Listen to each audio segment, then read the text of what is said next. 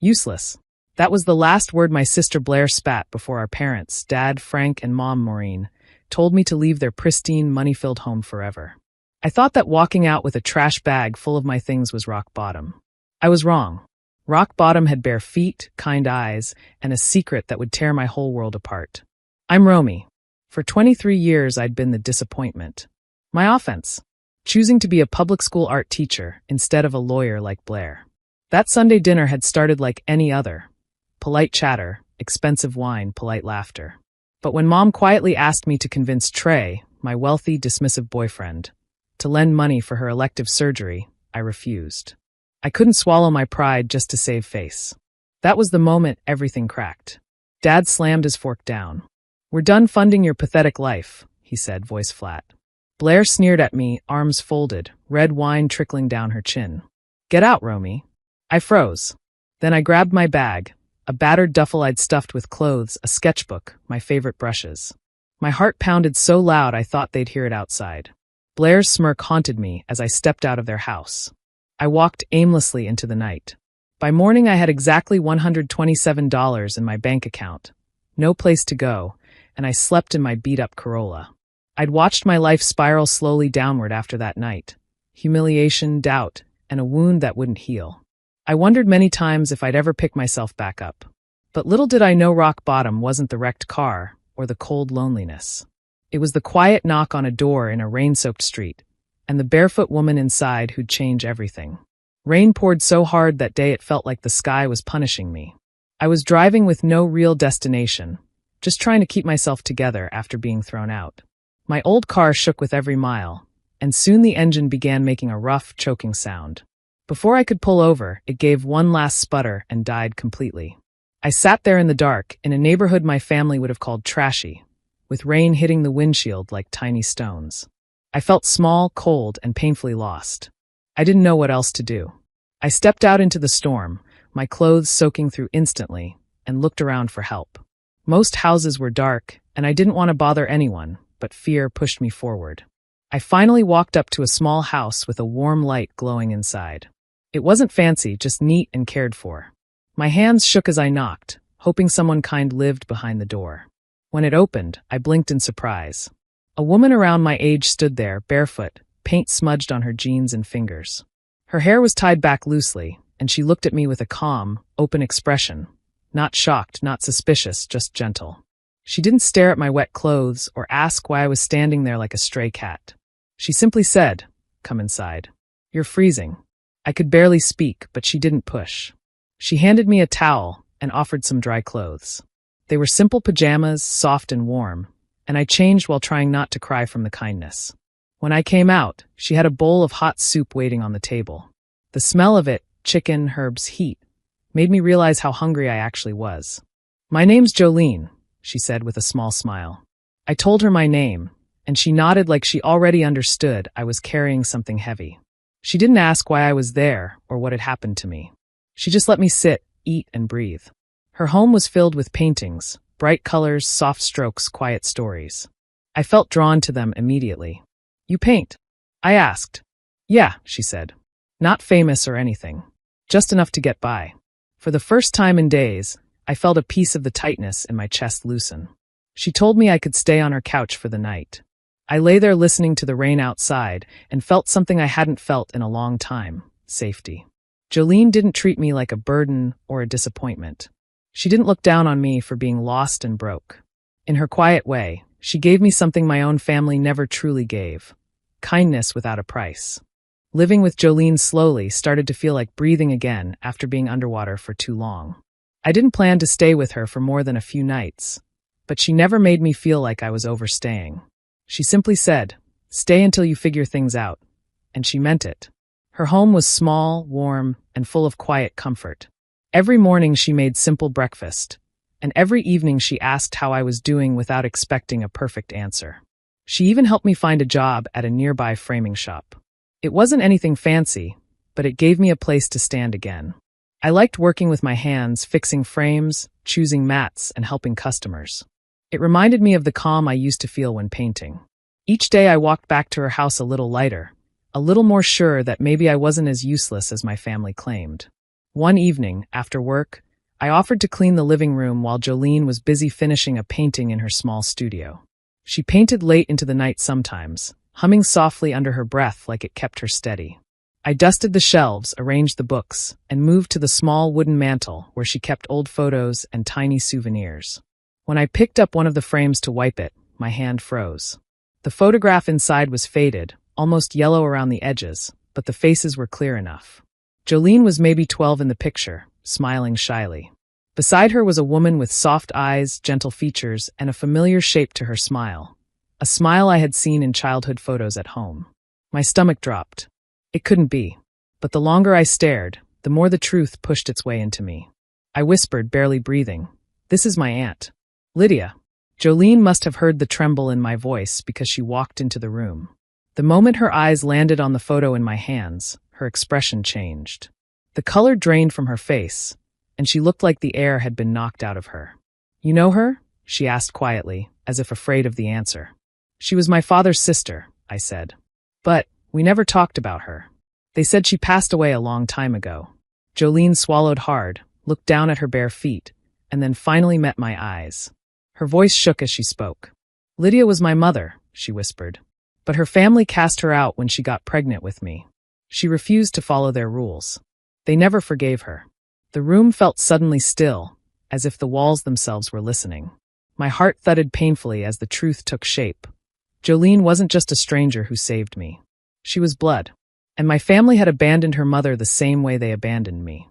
The moment Jolene told me that Lydia was her mother, my whole body felt numb. I stood there holding the photo, trying to make sense of something that didn't seem real. All my life, I had been told our family was close, respectful, full of values.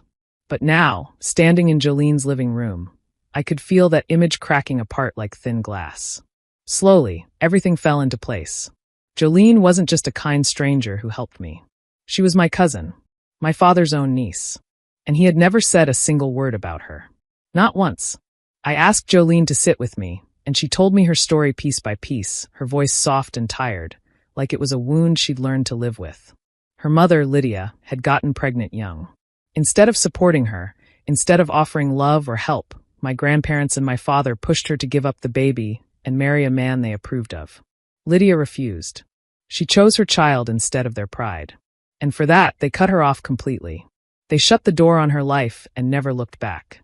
Jolene said they moved from place to place when she was little, trying to survive. Lydia worked any job she could get, cleaning houses, painting signs, even sewing clothes for neighbors. There was no family to fall back on, no safety net. She was alone, and she paid the price for choosing love over reputation. Then came the part that made my throat tighten. Lydia had died young. A simple illness, something that could have been treated easily if she had money or support. But she didn't. Poverty stole what care might have saved her. Jolene was left to grow up on her own, doing her best to honor the mother who chose her. As she spoke, I felt a cold, sharp anger rise inside me. My parents had let their own flesh and blood suffer because she didn't fit their perfect image. They had preached loyalty, respect, and family, but they had thrown Lydia away like she was nothing. Just like they threw me away. I remembered every time Dad talked about protecting the family name. Every time Mom warned me not to act beneath our status. Every moment Blair smirked like she was above the world. It all felt rotten now. They had lied to me my whole life. Lied through their rules, their traditions, their speeches about pride. Behind all that polish was cruelty. A cruelty so deep it had taken a woman's life and nearly crushed Jolene's future. I looked at her, this quiet, gentle cousin who had taken me in without asking for anything. She had more heart than my entire family combined. And standing there, I felt something shift inside me. It wasn't just sadness or shock. It was the beginning of a rage so cold, so steady, that I knew it wouldn't fade. For the first time, I saw my family for who they truly were. And I knew I could never go back. After learning the truth about Jolene and Lydia, something inside me refused to stay silent. I didn't want to trouble Jolene with more pain, so I kept most of my thoughts to myself. She had already lived through enough. Instead, I decided to move quietly, step by step, without letting anyone know what I was doing. I began with something simple, paying attention. My parents had always acted flawless, always polished, always superior. But I grew up in that house. I knew where they hid their secrets. I knew how they handled money, how they treated people, how they twisted rules to get what they wanted. I had ignored those things before, trying to believe the best. But now I saw everything clearly. My father's real estate company was the first place I looked. I found old files on an old laptop I still had access to, files he thought I never cared about. Some documents didn't match. Some payments had no clear explanation. There were properties listed at one price publicly, but moved for different prices privately. It didn't take long to see that he had been doing shady deals for years. Not big enough to be obvious, but enough to show dishonesty. Enough to hurt him if the right people found out. Then I turned to Blair, my perfect sister who loved reminding everyone she was better than me. She bragged about law school like it was written in the stars for her. But I remembered late nights when she copied essays from online sites.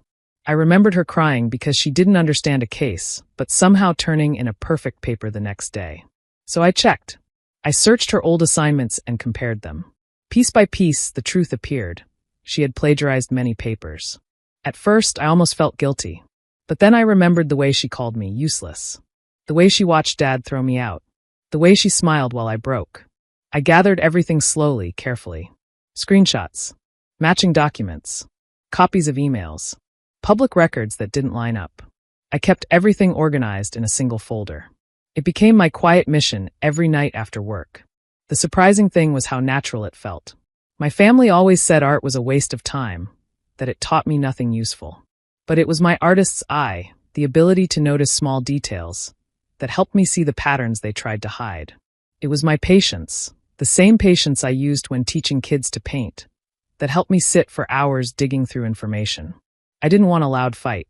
I didn't want to scream or argue or beg them to understand. I knew they would never listen. Revenge, for me, wasn't about hurting them physically or shouting at them. It was about letting the truth come out on its own, like light slowly revealing what had been in the shadows all along. They had built their lives on lies. I was simply preparing to let those lies collapse. Quietly, carefully, completely. The chance to bring everything to light came faster than I expected. My father's company was sponsoring a large charity gala, the kind of event where people dressed in expensive clothes and pretended to care about good causes while showing off their wealth. Normally, I would have stayed far away, but I knew this was the perfect place to reveal the truth. Jolene wasn't sure at first. She didn't want more pain or drama, and I understood that. But when I told her I wasn't doing this for revenge alone, but also for Lydia, she nodded slowly. She gave me her quiet blessing, even though I could see worry in her eyes. Having her support meant more to me than anything. A former colleague of my father's, a man who had worked with him years ago, reached out to me after hearing bits of what happened to Lydia. He had left the company because of my father's behavior and was more than willing to help. With his influence, he managed to get my name on the guest list. It felt strange, knowing I was walking into the same world that had rejected both me and Jolene's mother. But I wasn't walking in defeated this time. I was walking in prepared. I couldn't show up looking broken. I borrowed a simple but sharp suit from a friend at the framing shop. When I looked at myself in the mirror, I hardly recognized the woman staring back. I didn't look like the girl my family threw out. I looked like someone confident, steady, and ready to fight with truth instead of fear. When I stepped into the ballroom, everything sparkled: chandeliers, long tables, polished silver, and soft music. People laughed and chatted, pretending their lives were perfect. My parents stood near the center, talking proudly with other donors. Blair was beside them, wearing a bright dress and her usual smug smile. The moment they saw me, their faces froze. My father's jaw tightened. My mother's eyes widened. Blair's smile dropped completely. They looked confused, annoyed, and almost panicked, as if I had brought dirt into their polished world simply by showing up. Seeing their shock gave me a calm strength I hadn't felt in years. I knew they'd try to stop me if they could, so I moved before they had the chance. When the host announced the donor recognition speech, I stepped up to the stage as if I belonged there. The microphone felt cold in my hand, but my voice was steady. People looked up from their plates, surprised. I didn't wait for permission. I looked out at the crowd, a room full of powerful people who believed my father was a good man, and spoke clearly. I didn't shout or raise my voice. I didn't need to. The silence in the room made every word louder. Before my family could reach the stage, before they could drag me away, I had already begun revealing the truth that would break the perfect image they had protected for so long. I took a deep breath, held the microphone, and looked around the crowded ballroom. Thank you for having me, I said clearly. My name is Romy Finch. Frank Finch is my father. Most of you know him as a respected man in the community. I held up the faded photo of Lydia and Jolene for everyone to see. The room went quiet, all eyes suddenly on me. But do you know about Lydia Finch? I continued, my voice calm. His sister, who he abandoned when she needed her family the most. Or Jolene, his niece, who grew up in poverty while he built this life of wealth and influence. I let the words sink in. Some people looked shocked, others confused. My parents shifted uncomfortably, trying to hide their faces, but it was too late. I started laying out the facts I had spent months collecting. I spoke about my father's shady deals, the off-the-book property transactions, and how he used people to protect his image. I didn't exaggerate or yell. I only said what I could prove. Then I turned to Blair. And the brilliant lawyer daughter everyone admires? Her career is built on work that isn't hers. She stole it. She lied to achieve what she has. The silence in the room was heavy. No one whispered. No one moved. Every person listening could feel the weight of what I was saying. I didn't need to scream or cry to make them understand. The truth itself was powerful enough. Every carefully hidden secret, every lie, every act of cruelty my parents had buried was now in the open. I kept my voice steady, my eyes focused. I watched the reaction on their faces. Shock, anger, fear. They had never imagined that their perfect image could be shattered in minutes, and now it was happening in front of the entire community. People who had praised my father were whispering, some pulling out phones, some staring in disbelief. My mother covered her mouth with her hand, and Blair's face had turned pale. My father looked frozen, like he had seen a ghost. For years, they had used power and status to control how people saw them. But here in this room, I was holding the truth like a weapon, not loud, not angry, just clear, undeniable. Every fact, every piece of evidence, hit harder than any yell could have. By the time I stepped down from the stage, the ballroom felt different. Their world, the one they had built with lies and pride, was crumbling. I could feel it. And in that quiet, steady moment, I understood something important. The truth doesn't need to shout. It simply needs to be told. After the gala, everything changed fast. My father's business partners started asking questions immediately. They went through the company's records and found the same problems I had exposed. Deals that were supposed to be transparent didn't match the paperwork. Some partners were angry, some shocked, but all realized the truth was undeniable. They had to act, and soon. Blair faced consequences too. Her law firm began a full review of her work. Some of her cases were suspended while they checked if she had truly stolen or copied others' work. She had built a career on lies, and now every achievement she had claimed was being questioned. I didn't feel pleasure in seeing her embarrassed, but I felt a sense of justice. The social fallout hit hard as well. Friends, neighbors, and community members who once praised my family now whispered and avoided them. Invitations stopped coming, and casual smiles turned into awkward glances. Their reputation, the one they had worked decades to polish, crumbled in a matter of days. As for my parents, they tried to reach me. Phone calls, texts, even emails. They yelled and threatened, but I didn't answer. I blocked every number and ignored every message. They wanted to control the narrative, to intimidate me into silence, but this time, I didn't care about their anger or their pride. Their image was already shattered, and there was nothing they could do to fix it. While their world was collapsing, I focused on what really mattered, Jolene. She had been through so much because of my family's cruelty, and now I could help her in a way that actually mattered. I used the evidence I had gathered and worked through legal channels to ensure she received a quiet, substantial financial settlement from my father's assets. It wasn't everything, and it couldn't bring back her mother, but it was a start. It gave her stability, recognition, and a sense of justice that she had never had before. The quietness of it all surprised me. Nothing flashy, no celebrations, no grand announcements. Just the steady knowledge that I had corrected, at least in part, the wrongs my family had caused. My anger and hurt were slowly replaced by a sense of calm and focus. I realized that revenge didn't need to be loud. Sometimes the most powerful victories were silent, strategic, and meaningful. In the end, my parents' empire of lies had fallen, Blair's false success was exposed, and Jolene finally had security and recognition. The balance of justice had shifted, not with shouting or violence, but with truth, patience, and careful planning. I could finally breathe again, knowing that at least some of the damage had been repaired, and that I had reclaimed my life from the people who had tried to break me. After Jolene received the settlement, we decided to do something meaningful with it. We opened a small community arts center in the neighborhood where I had felt lost and broken. We named it the Lydia Studio, in memory of her mother and everything she had sacrificed. The idea was simple, a place where anyone could come, learn, and create, no matter their background or how much money they had. From the very first day, the studio felt alive. Children from the neighborhood came in with curiosity and excitement. Some had never held a paintbrush before. Others had small talents waiting to be noticed. Jolene and I taught them how to express themselves, how to turn blank paper into stories and empty walls into colors. Watching them learn and grow reminded me of the joy I had felt as a young artist before my family's cruelty had taken it away. It wasn't just about the kids, though. We invited neighbors, friends, and even some adults to join classes. People came to paint, to craft, to learn, and in return, they brought life into the studio. The warmth of the place grew quickly. Every smile, every shared laugh, every small success of the students felt like a piece of healing for both Jolene and me. I realized that the family I had always wanted didn't have to be the one I was born into. The people who showed care, support, and kindness became my family. Jolene was there every day, her quiet strength guiding me. The friends I had met through work helped with supplies and volunteering. Even some of the kids' parents joined in, offering help and encouragement.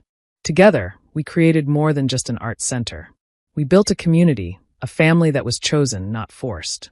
The studio became a safe place, a home of sorts, where everyone felt welcome. We didn't care about status, money, or appearances. Everything was based on compassion, respect, and the simple love for art and creativity. I found a deep satisfaction in seeing children grow in confidence, in watching Jolene laugh freely, and in knowing that our efforts were changing lives bit by bit. For the first time in my life, I felt complete. I had built a family that was real and strong, a life rooted in kindness rather than judgment. The Lydia Studio wasn't just a place to paint. It was a symbol of everything we had lost and everything we had found again. In the end, I realized that true family isn't about blood or wealth. It's about love, support, and being there for each other, no matter what. A year had passed since the gala, and life at the studio had settled into a happy rhythm. One afternoon, I noticed my mother standing at the door. She looked tired and worn, carrying the weight of years I had never seen before. She came alone, no father, no sister, no entourage. I didn't know what to expect, but I sensed she wasn't there to argue or yell. She took a deep breath, and her hands shook slightly. "Romy," she said quietly, "I've lived in fear for so long, afraid of your father's anger, afraid of what people would think. I'm sorry. Not for me, but for Lydia. For what happened to her and Jolene." I studied her face. The pride and sharpness I had known all my life were gone. There was no anger, no smirk, no judgment. Just a woman who had finally carried the truth inside her too long and needed to say it out loud. I listened, letting her words settle. It wasn't forgiveness she sought from me, and I didn't need it. It was closure, for her, for Lydia, for the years lost. I nodded slowly. "I hope you find peace, Mom," I said. "I really do. But my life is here, with Jolene, with the people who choose to be my family every day."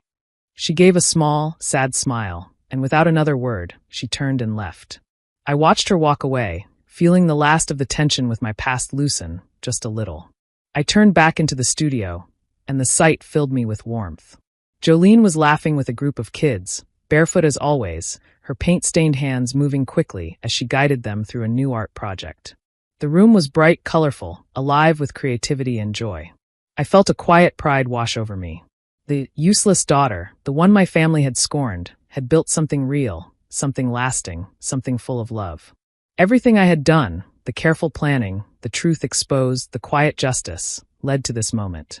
The revenge was complete, but it wasn't the victory that mattered most. What mattered was the life I had built, the family I had chosen, and the peace I had finally found. I stepped closer to Jolene, watching the children's smiles, listening to their laughter, and felt a deep sense of calm. No wealth, no approval from my old family, no titles could compare to this. This was mine, a life made from truth, care, and resilience. For the first time, I understood that the real triumph wasn't punishment. It was creating something beautiful from the pain and living fully in it, with people who truly mattered.